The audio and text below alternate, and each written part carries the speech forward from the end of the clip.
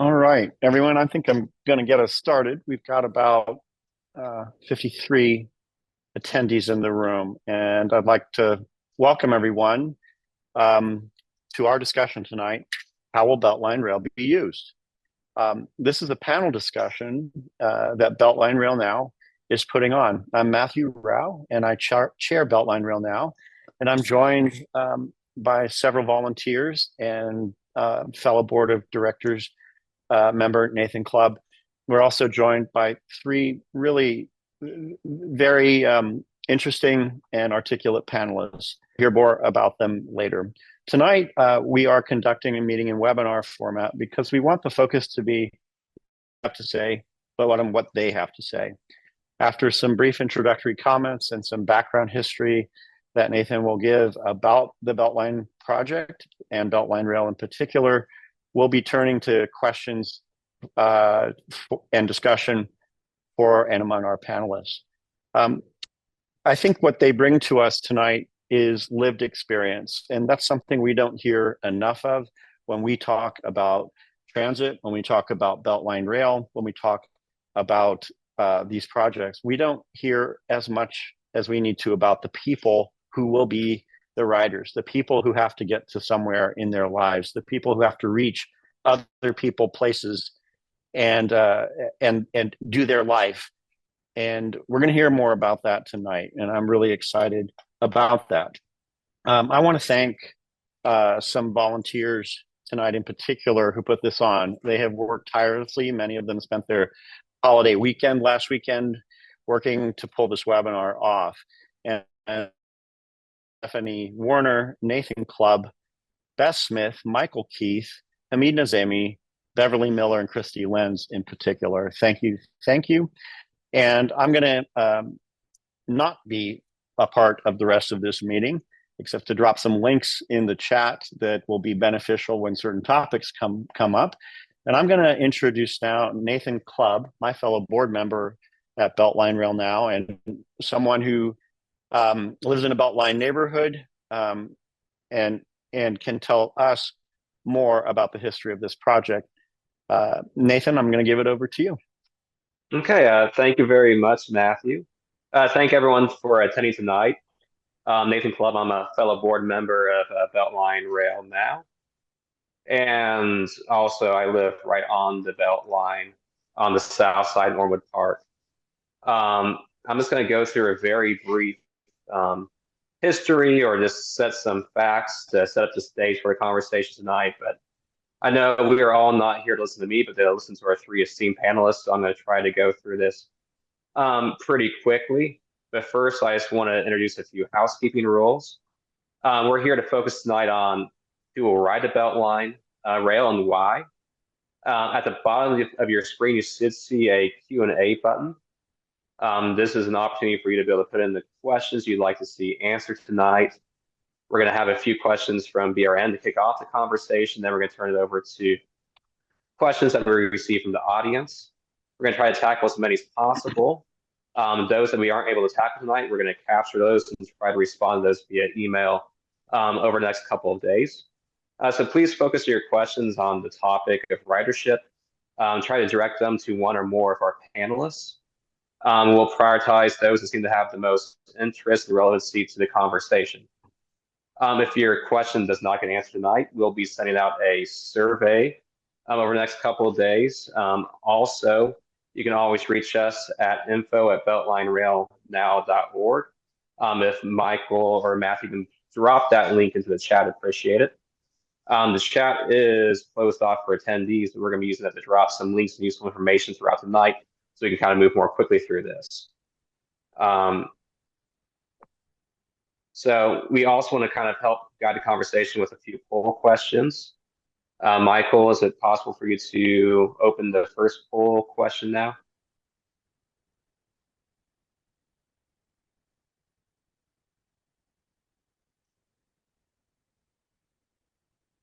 Okay, so we have 5 questions. There's part of this first kind of initial poll where we're just trying to get a little information about what everyone thinks about the project, what they're excited about, how they expect to use it. It's 5 questions, so we'll go ahead and just leave it up here for about 30 seconds, and after that, we'll close it and show the results to everybody.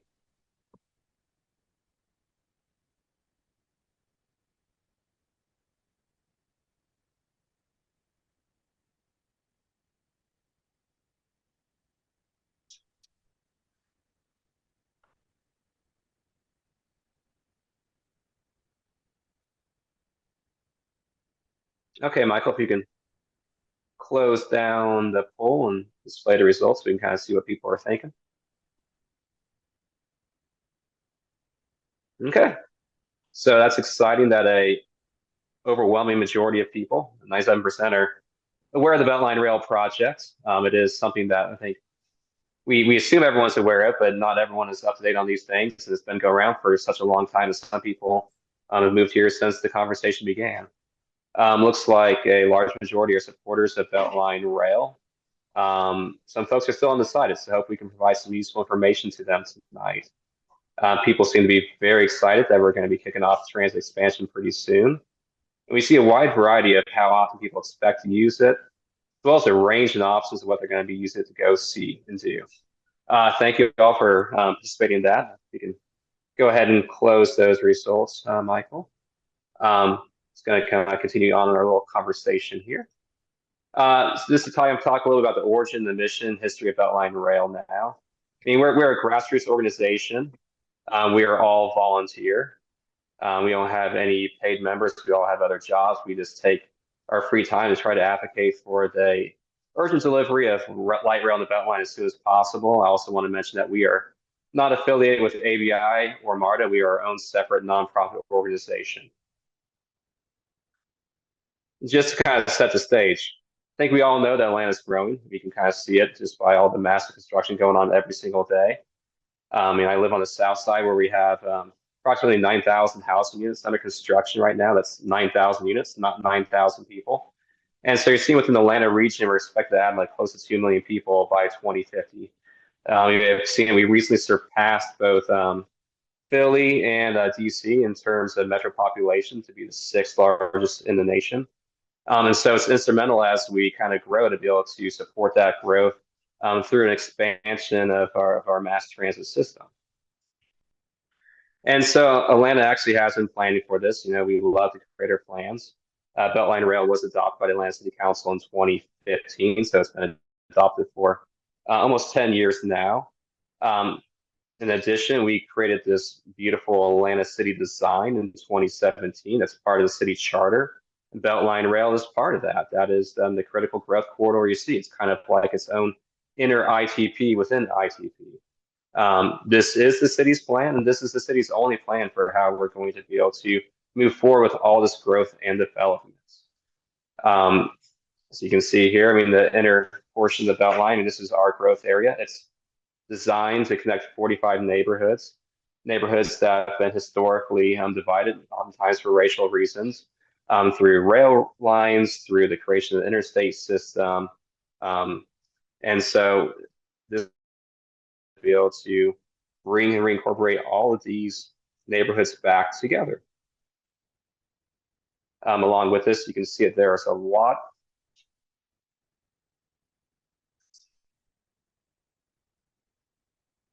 One second.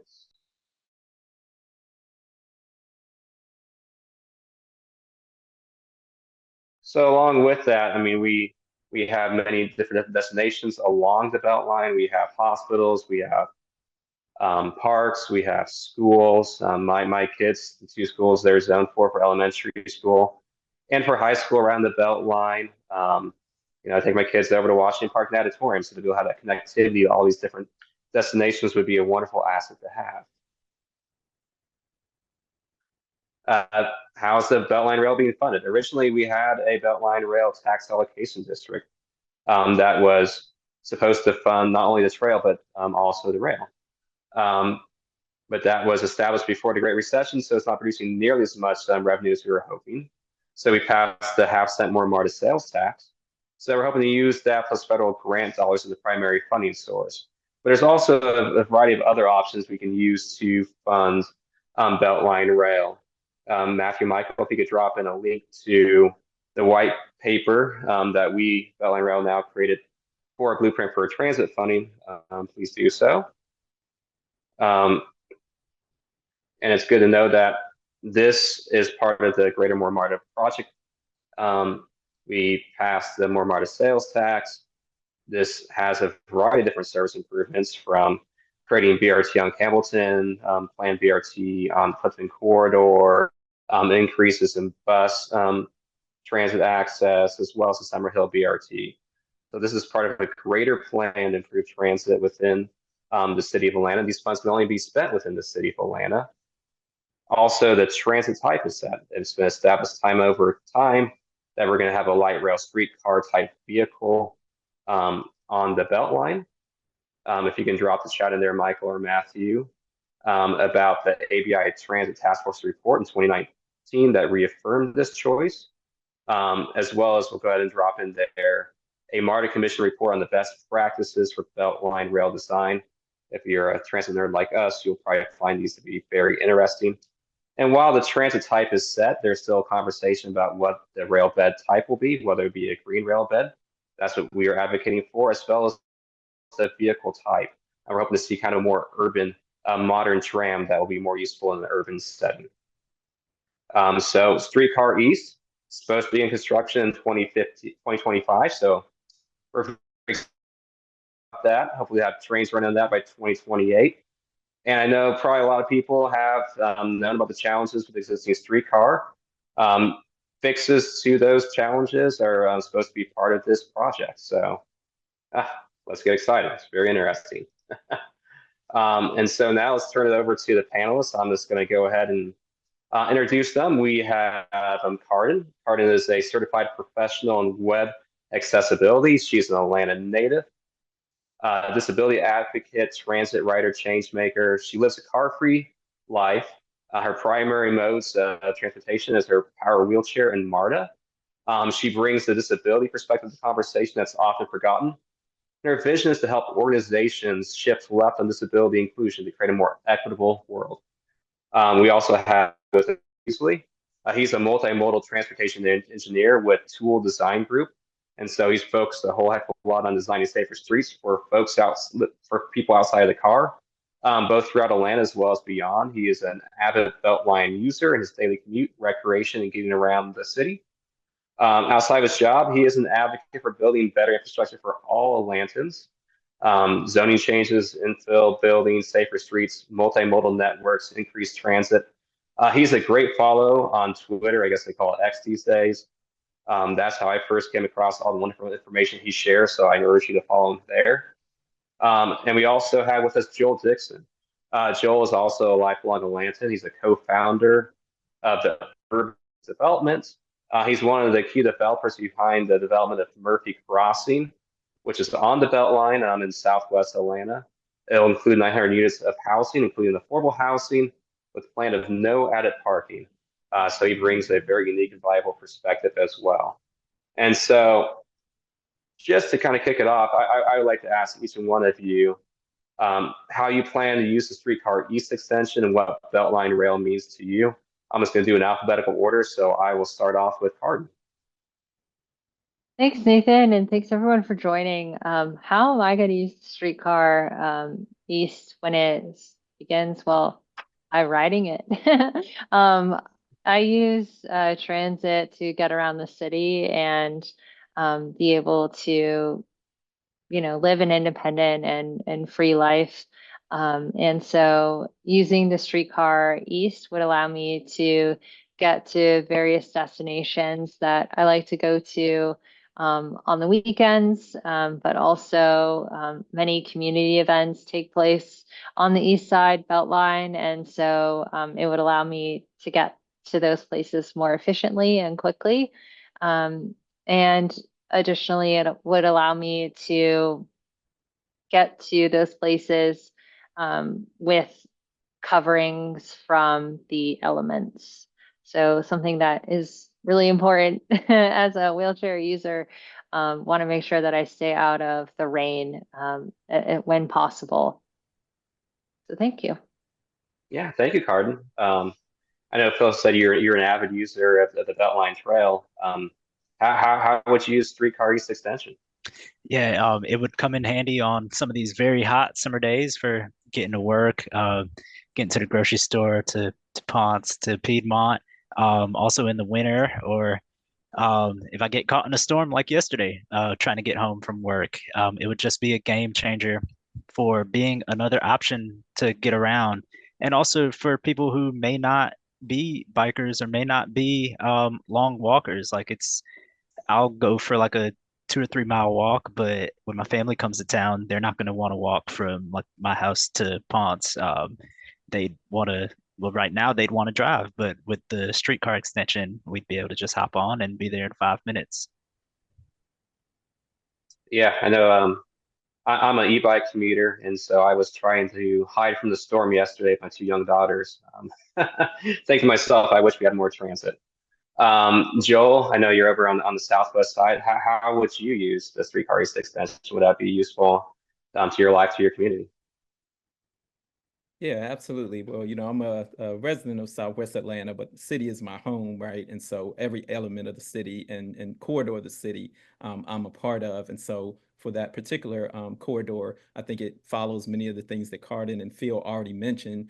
For me, I look at it as optionality. At the end of the day, a lot of quality of life comes down to how many options do you have to satisfy any given moment and the challenges of that moment. Carden's challenges and the optionality for her may be specific on a daily, but I would experience similar because I have members of my family who have various disabilities, handicaps that limit their availability. So when they're coming or I'm interacting with them, right, I want to be able to include them in ways that are representative of their need, alongside of my own needs. So I mentioned that to say most of us also have similarly those types of multiple folks in our lives. And so I want it to be known that for me, it's not just about how I use it, it's how I would use it because of others that I'm connected to. And then to bring it closer to home, however, getting back to the usage of, depending on weather conditions. So we're talking about rain, but like, let's be clear, it's been 100-degree weathers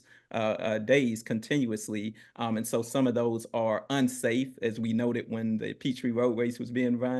And so under those types of conditions, it just makes sense, right, to have another option that maybe wouldn't have been my first option, but now becomes a great option. And so that transit is a part of that. And then I also say that, the corridor connectedness in terms of on the transit side is also important to speed. And I'll say that this becomes one of the big things, right? You can walk and run and bike, all of these places, but sometimes you have time constraints, and that's oftentimes I have a vehicle, I have a car. Why I might take a car, right? It's not that I can't just walk somewhere, ride my e-bike somewhere. And so a transit option is typically going to be faster than even those other multi-mobility options. And so that plays into, once again, the optionality of saying, I need to get somewhere in 15 minutes. Guess what? I only have that as an option, not necessarily maybe an e-bike or another form.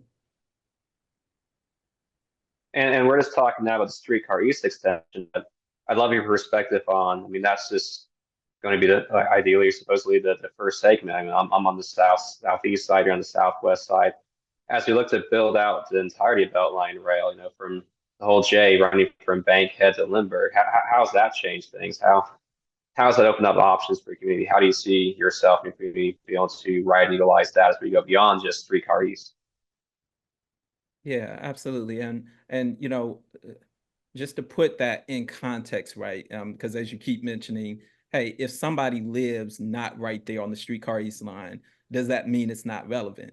Guess how many people ride to Krog Street Market and end up at Ponce City Market? How many people go to, the downtown area, to Centennial Park, whatever may be there, and then end up at Ponce City Market or end up at Krog Street. So it's not just about where you're at per se, it's where you're at any given moment, and then the opportunity to be mobile from that first point A to also maybe a separate point B, C, and D. And so I just want to say that, yes, even for me living on the southwest side, the east side streetcar extension, the east side belt line, I will utilize extensively because I'm still going and ending up certain places, but my final destination is maybe a mile down the road, or I started out at Piedmont Park and ended up, just as I did with some family visiting from California recently, I ended up in Inman Park, right?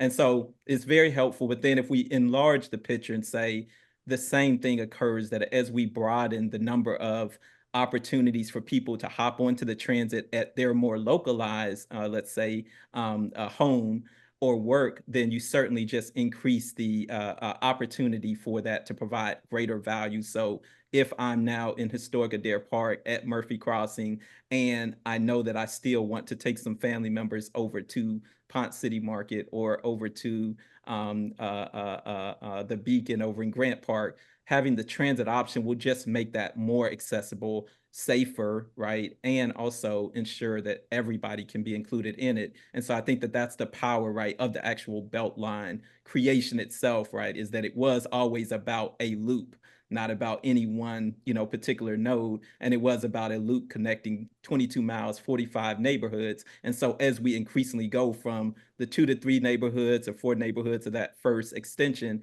to the next 10 neighborhoods, to the next 15, guess what? The same thing that has happened with the trail itself, which is how did we all use it who did not live in Inman and Piedmont and Ponce Highlands before, right? We went there and we used that 1.5 to 2 mile trail forever until, guess what? They built one down here on the southwest side at Adair Park and Lee and White and Washington Park, as you mentioned. And so it just unlocked additional value because now it was extended to where I'm at, but it always had a positive benefit. And so I think that that's what we got to look at, is it's a multiplicative effect. What benefits just having that 1 to 2 mile transit on the east side extension and the BeltLine is going to multiply times, the number of extensions that eventually connect the entire loop. And so that's what excites me when it comes down to it.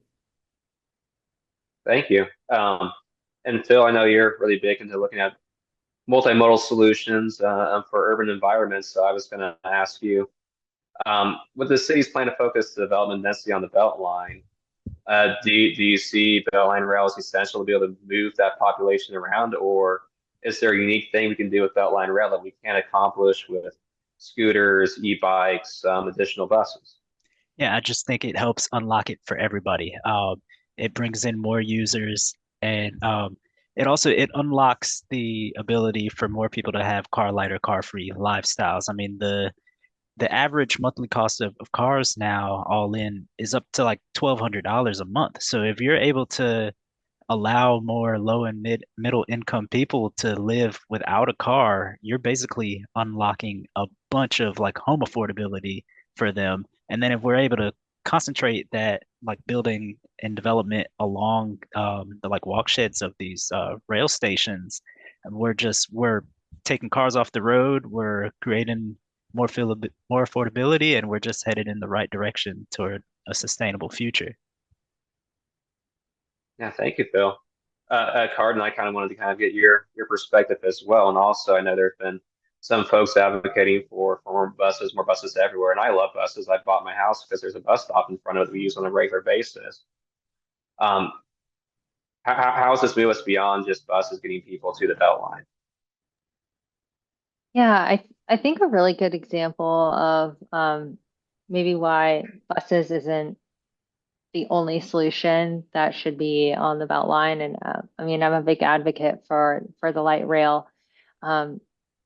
Take Doraville to Gwinnett Transfer Center. I was on it not too long ago, and that was about a 40-minute bus ride. That if it were light rail, it could have been about maybe a 10-minute ride. And so maybe a little bit longer. But buses, they just move more slowly than a light rail would because you have higher speeds and you're also on a dedicated track that would be, safer, more reliable, etc. Not that buses can't be on dedicated pathways, but I generally do feel that light rail is the best option for this. And, it's been studied multiple times over the last couple of decades. But I also want to say earlier point about we talk about like car free and car light options. So for those that don't know, there's no accessible Uber in the state of Georgia. It's been deregulated by the state. So I don't have the ability to just hop in an Uber and get somewhere, and I don't get on an e-bike and go somewhere, and I don't get on a scooter and go somewhere. So the accessible options that I have are my wheelchair and currently MARTA. And I also don't think people fully understand the cost of getting a car that would be wheelchair accessible and to allow myself to drive it. So to get a wheelchair accessible van, that's anywhere from like $40,000 to $65,000. But then if I want to drive it, I would need hand controls, and that's an additional, $40,000 to $60,000. So I would have to spend like $120,000 or so to purchase my own car. And obviously you would take out a loan, et cetera, but it's very expensive for the disability community to be able to live independent lives and have their own car. And so this is why I'm such a big advocate for transit, for multimodal experiences, and why it is essential that we do have transit on the BeltLine and not just connecting to the BeltLine, because once I'm on the BeltLine, I still have to go places, and there are destinations on the BeltLine. And we talk about the elements, and just because I can get to Krog Street through an infill station doesn't mean that I can easily just get to Ponce City Market when it's thunderstorming, right? And so it is so critical that we do have connectivity between these neighborhoods, so that people can get to jobs and to their house and to school and just wherever they want to go. Yeah, I mean, that's a very important element. I'm sure also, I mean, I've heard you speak in the past about the accessibility of rail vehicles with their low floors and dedicated spaces and things like that. And I think a lot of people don't necessarily think about. And Joel, I kind of like to throw this over to you as well. I mean, I know in my life, I feel like there's all kinds of destinations on the BeltLine, like so many of the doctors, jobs, things I'm trying to get to, restaurants, friends. But other folks, I feel like, are saying that the only goal should be to get to the BeltLine, not to get around the BeltLine. What would you say to those folks? Do you believe there's destinations across the BeltLine? Do you see a lot of people moving around the BeltLine, not just trying to get to the BeltLine? Yeah, it's a great point, and Carden, I think, introduced it appropriately. I'll take a step to say, using specific examples. So while Krog Street and Ponce City Market are awesome, right? I think a lot of folks don't understand how new that awesomeness really is, right? Like, this didn't exist. Like, I was raised here in this city. I remember when my dad worked at the current Ponce City building for the city of Atlanta way back, early 2000s and whatnot. But this is a newly created corridor, is what I kind of want people to understand, that was built up, honestly, since 2012. So we're talking about 10 years, a decade of development. Likewise, when we look at other areas like Midtown, which is arguably not on the BeltLine, but another area of Atlanta that has been built up basically over the last 15, 20 years, if you want to extend it out. And then some of the more recent examples are West Midtown, right, which we've all watched unfold basically over the last 5 years. And I know Phil has done some great corridor studies in his company because there's so much now traffic because of what has been developed without the right infrastructure. And so I mentioned that to say we've already seen stuff happen where it was nothing before. And so the next areas of the BeltLine, I know, are going to be the South Side BeltLine. It already exists, whether it's Chosewood Park, Summerhill, Grant Park. There's areas on the BeltLine right now that are developed. We're right in historic Adair Park, right next to West End, where the Lee and White development is, Monday Night Brewing, ASW. I go into that parking lot, and I was there when it was nothing, right? Like in 2016, 2015, that was empty warehouses with parking with nobody there. And now you go there, now just less than a decade later, parking lot is packed, right? Now, what that says is something else, but the fact is it's also a now corridor. And then as a developer within the community at the Murphy Crossing site, a 22-acre site that some of you are familiar with, but you will become more familiar with, it is the catalytic project area of the South Side. It is the Ponce City. It is the Cross Street Market development.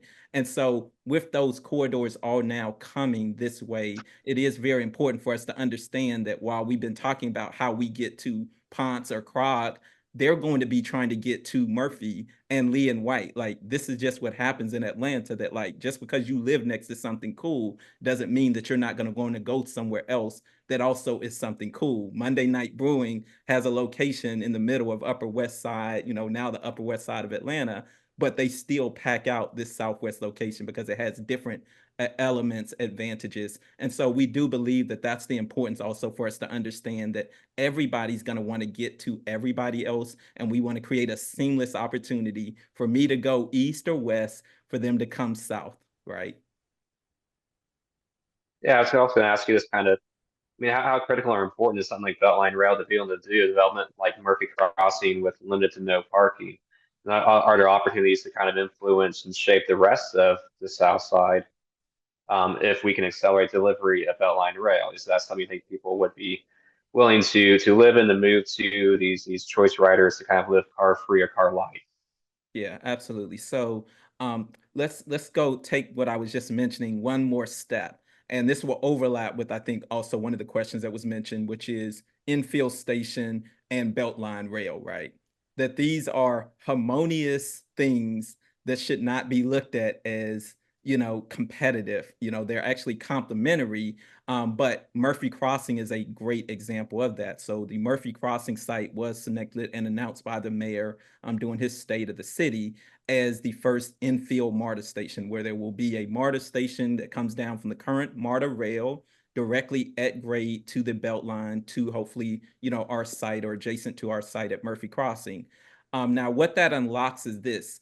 Everybody on the current MARTA system, right, will now be able to get directly to our site, right, and at Murphy Crossing. And that will be great for those folks who are doing that, right, which is a certain number of people.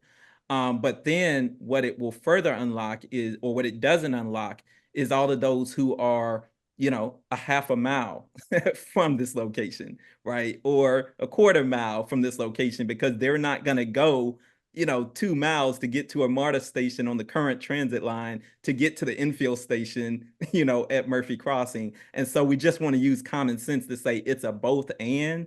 But then the other thing is this, is that because there are a large number of folk or people who also are already along this dedicated 22-mile radius, we also want to use good common sense to say, why pack out a transit line with the current MARTA system that maybe will be inefficient when they can be on a more efficient part of that total transit corridor? And I think that that's the important thing, right, is that we want to get people to the site coming from different nodes, some of which may be quicker coming down the spine of MARTA, the current MARTA tracks, but some of which are along, this wheel that circulates. But then the other thing that I also love is that while MARTA has taken hits, as you create the BeltLine Rail, you also better unlock the value of that spine, right? Which right now is north and south, east and west in some ways. But once you connect this circle, it's the very reason why 285 was created. For those who don't know, we make fun of it, but going 75 and 85 only, if there was not a 285, you would see how much more travel time it would take,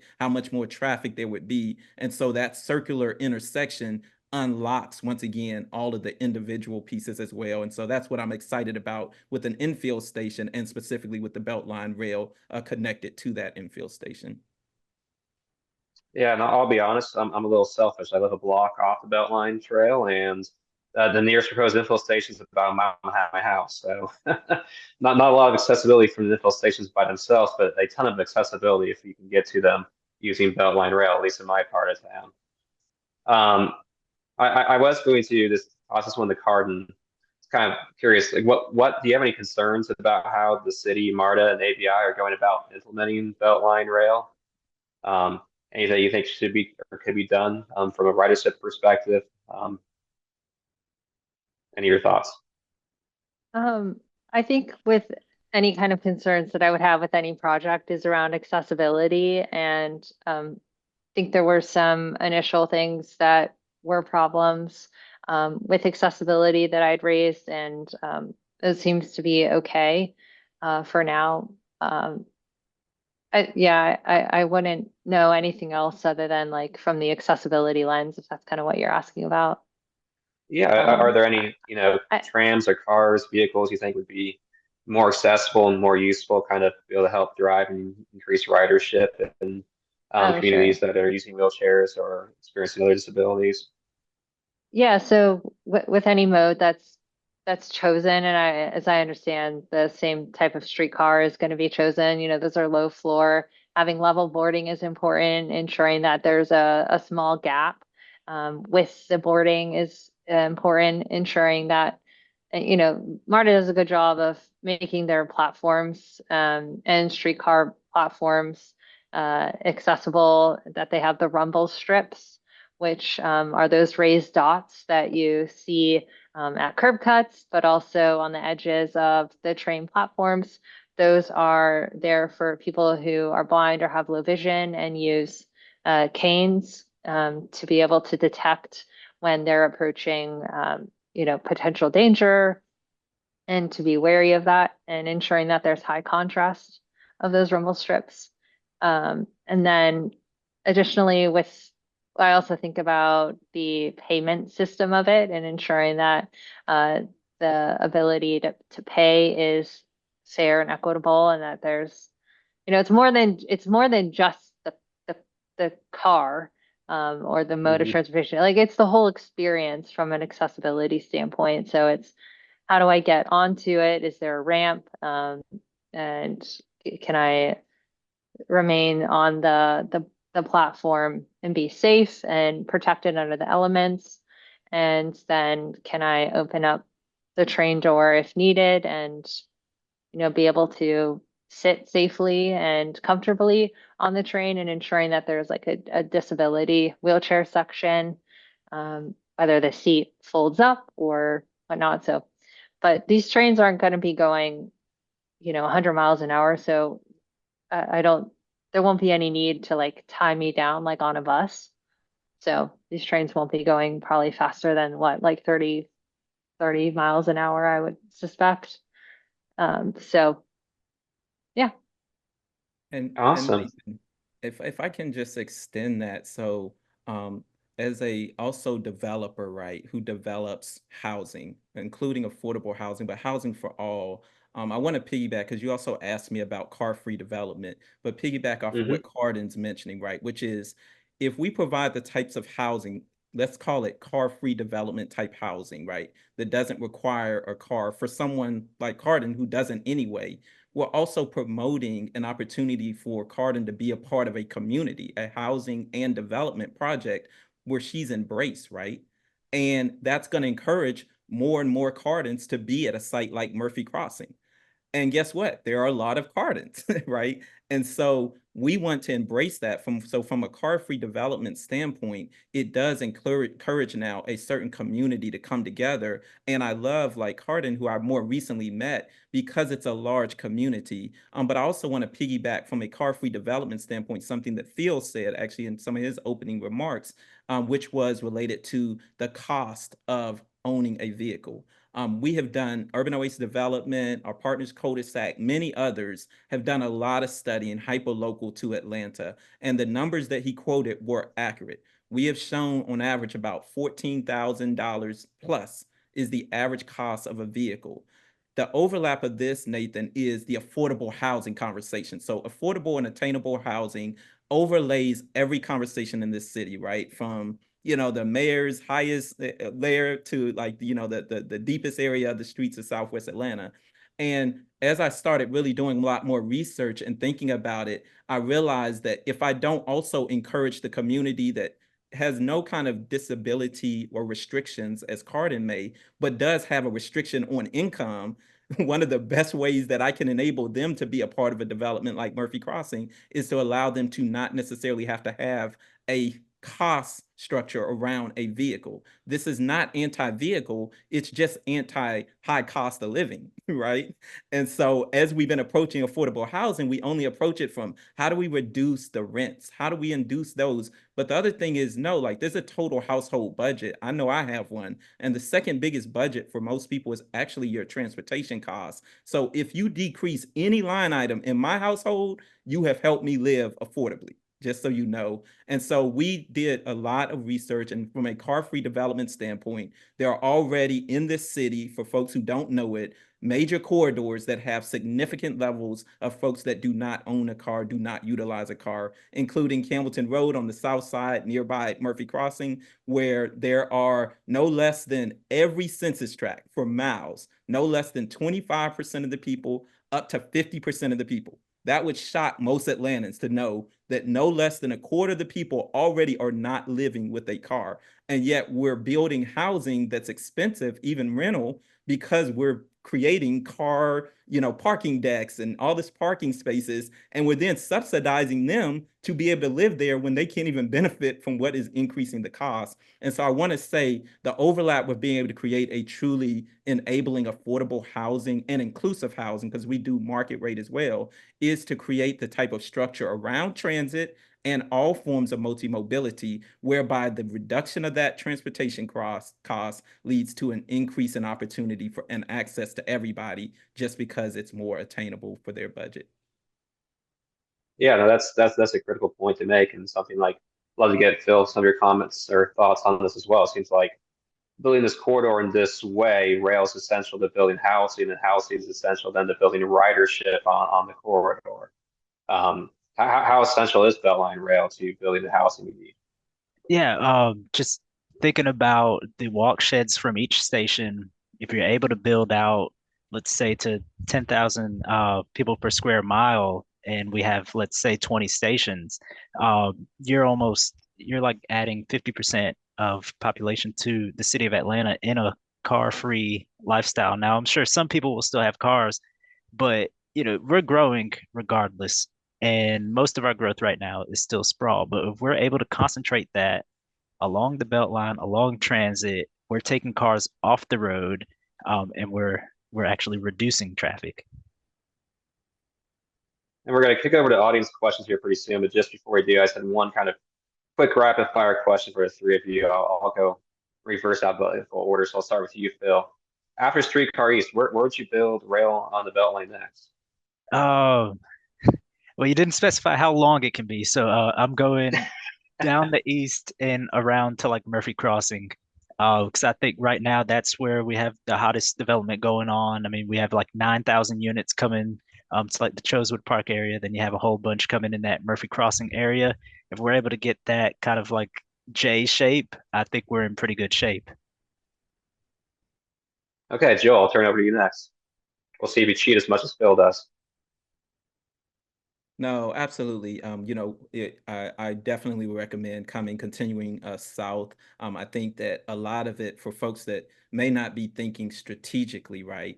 One of the reasons why I say that is that that's where the Beltline already is, and that's where the housing has therefore had an opportunity to start being developed alongside other commercial opportunities. This is also the reason why I'm not a proponent of starting the transit anywhere other than the east side, right? They have a 10-year head start on everybody else. We got the Beltline over on our part of the Beltline back in 2018.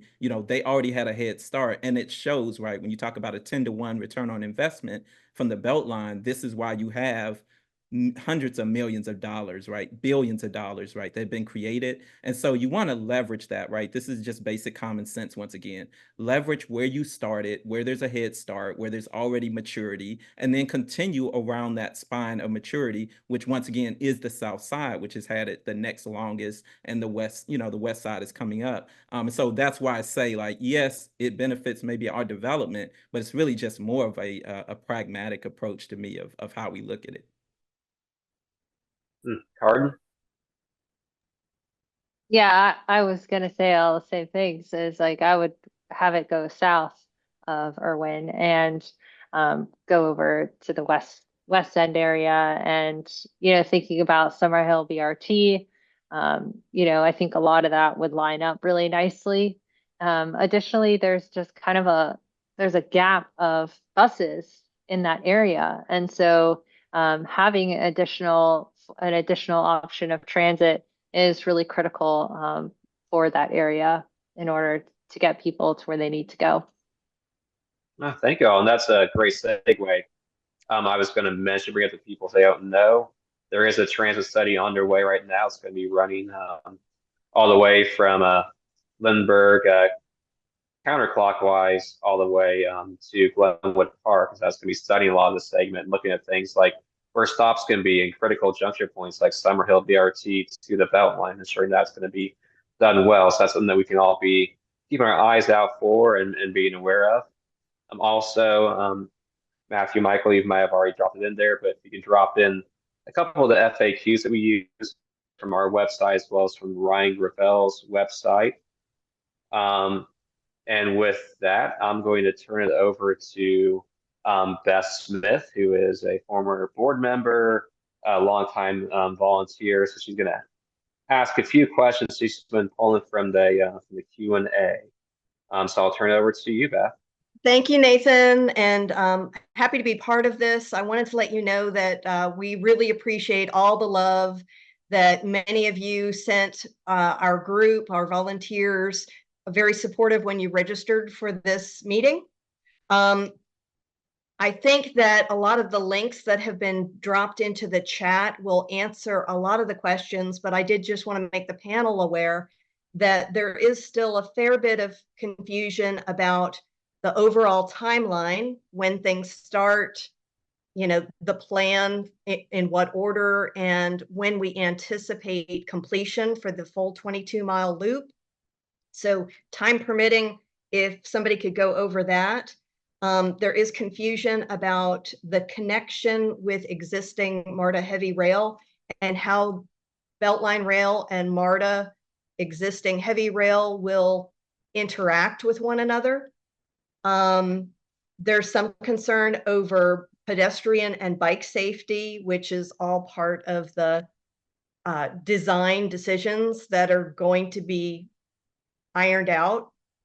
But I'm going to offer up a couple quick and easy questions. Robert Maddox over in zip code 30314 is asking, no particular person, how will BeltLine Rail preserve nature along the corridor?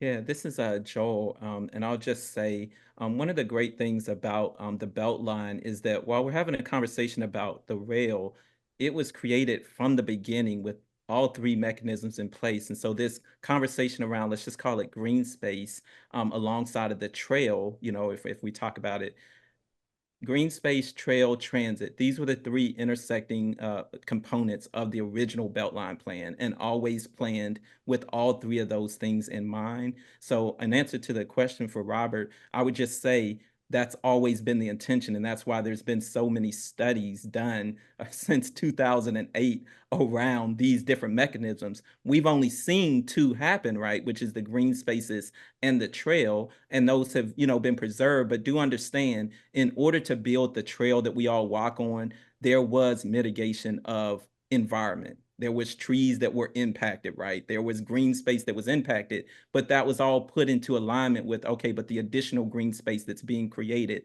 alongside of that. And so I do think that that's just the reality of any type of development. There's going to be this necessity to plan with intentionality, but I have not seen anything from any of the plans that do not enable that ongoing continual progress of both trail and transit while still preserving safety and, of course, the green space inclusion as well.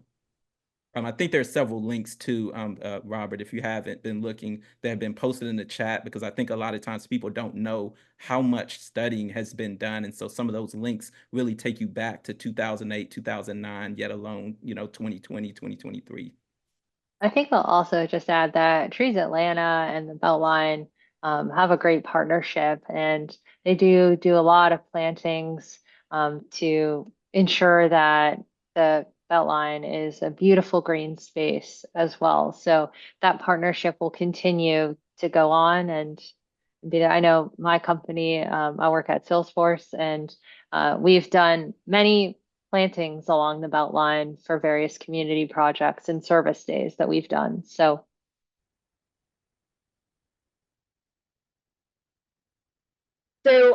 I've got to give a shout out to Jennifer Bush in the 30345 zip code. She was involved at the very early beginnings of the BeltLine Rail discussion and the BeltLine discussion.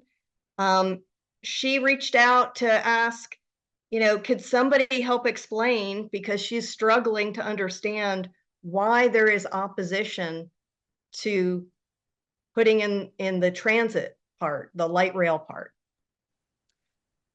I think a lot of it is just fear of change, which people are going to be mad about everything. You could propose, you could go propose that you're going to go plant 100 trees on the side of a road, and somebody is going to be upset about it. But I think there's also there's a lack of understanding. There's a lack of understanding what it is.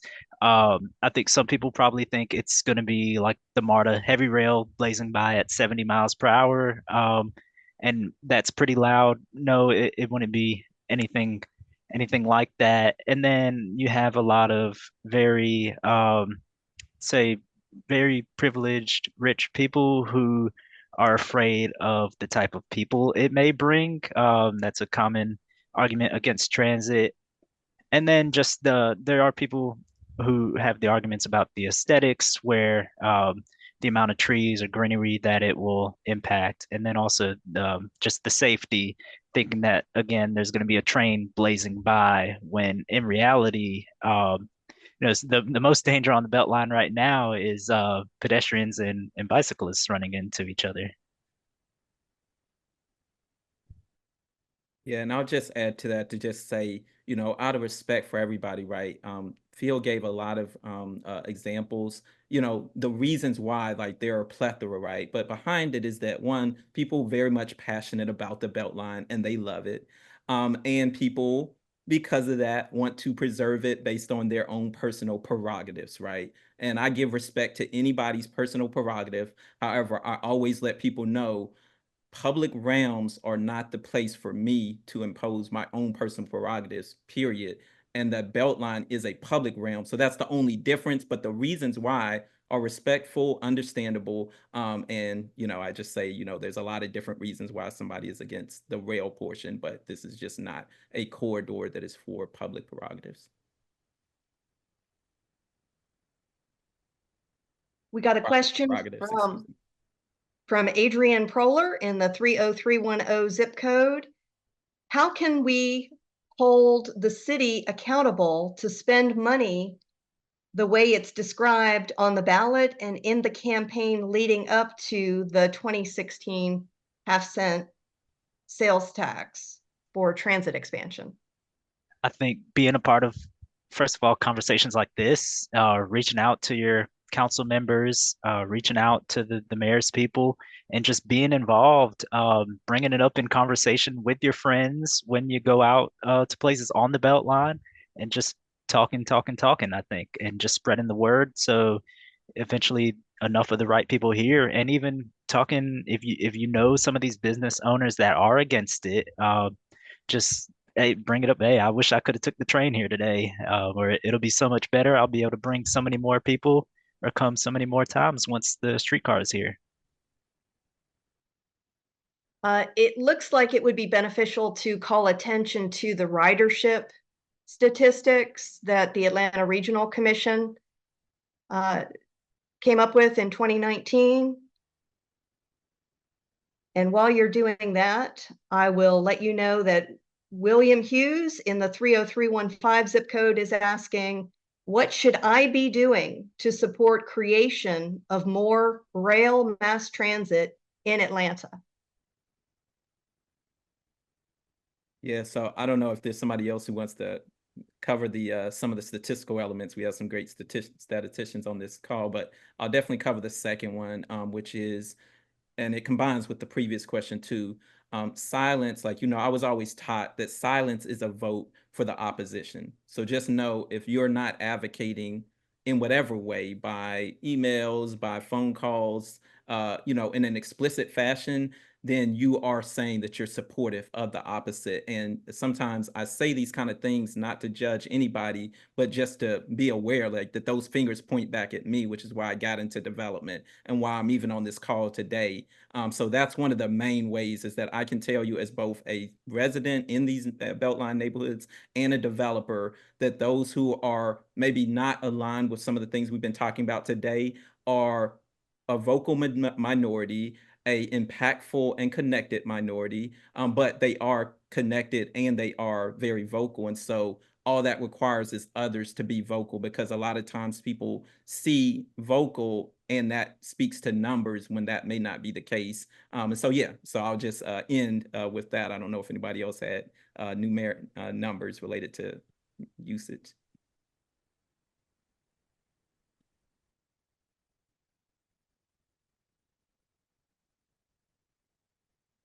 I think we might have time for one more question, Beth.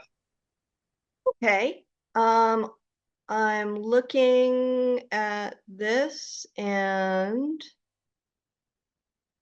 it seems like there's an argument about rail not being particularly equitable, and an argument being made by people who would prefer not to see the light rail transit component of the Beltline. And they're making the argument that it would be better off to expand bus service in other parts of the city. Does anyone want to comment on that and how transit funding works? I'll hit the equity part real quick. So when we look at the east side, now I know at the surface it may seem like, all right, why are we starting with the rich part? Why are we starting with the built out part?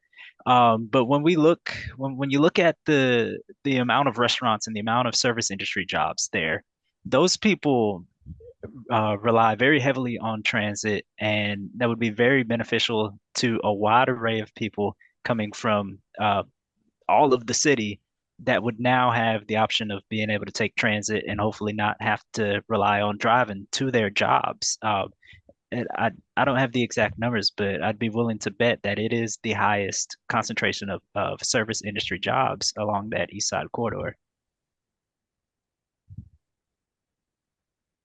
Yeah, and just continuing around equity, there's a couple of things. One, I mentioned from the beginning, the Beltline was transit, trail, and green space.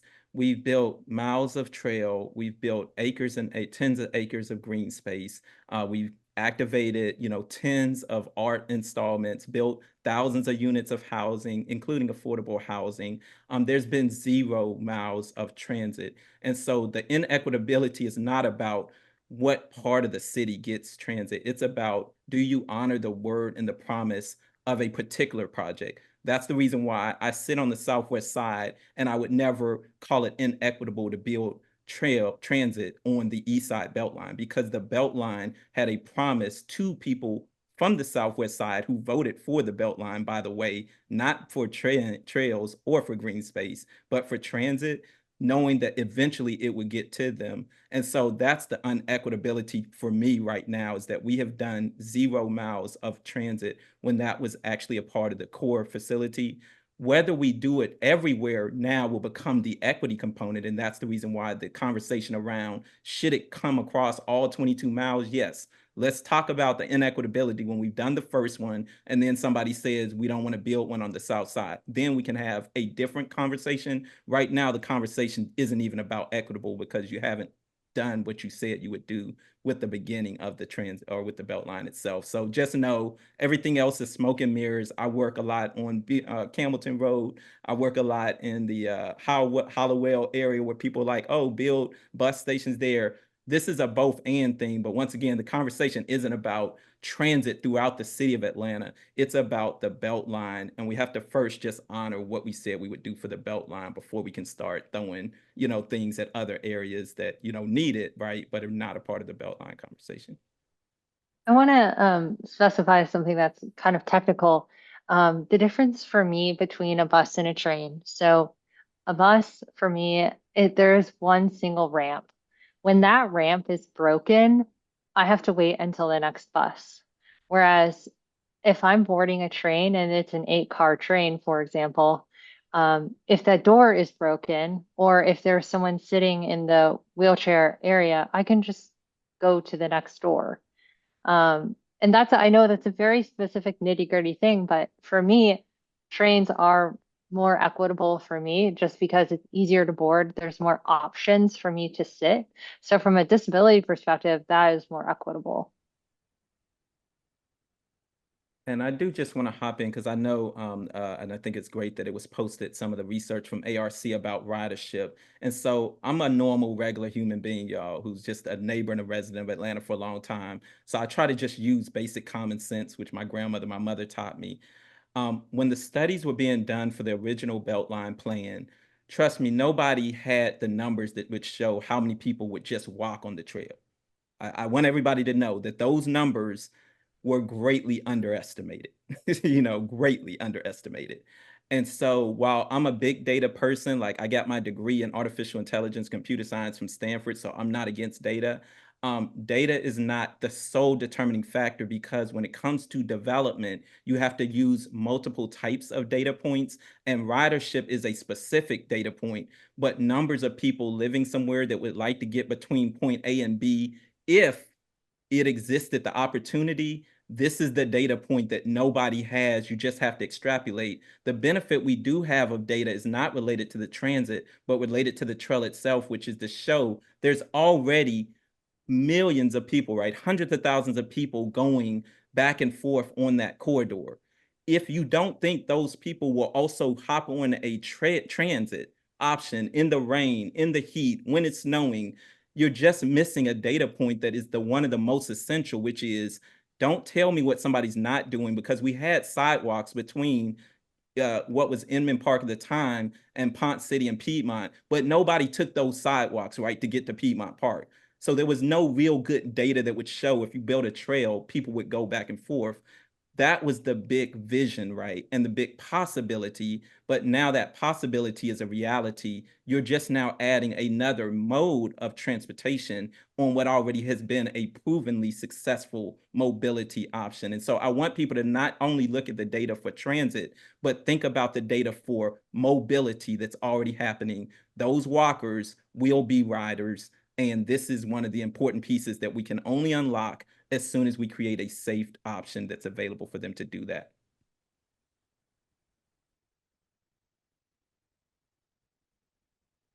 Okay, well, I want to make sure and thank all of our panelists. We appreciate your time.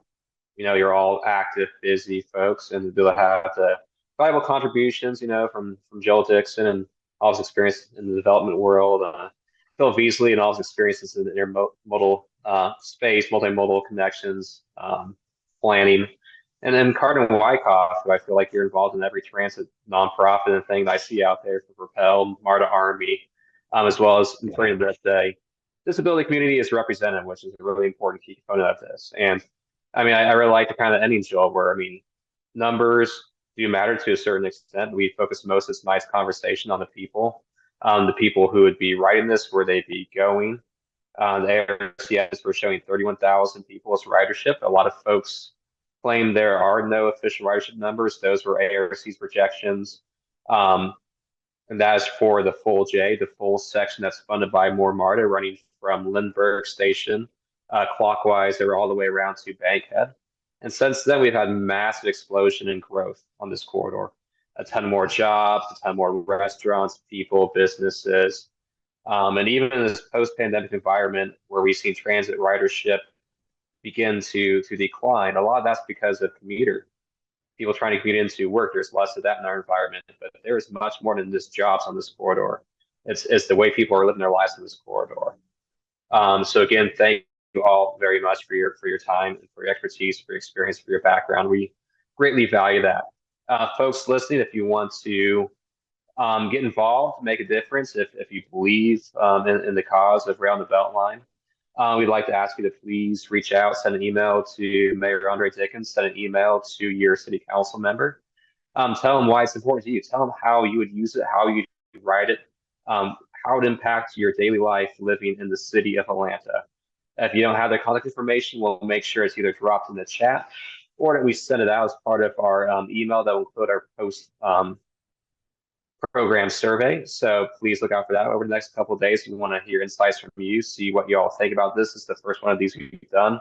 Whether you want to see more of these, what topics you like to see it on, whether you want to do it virtual, in person.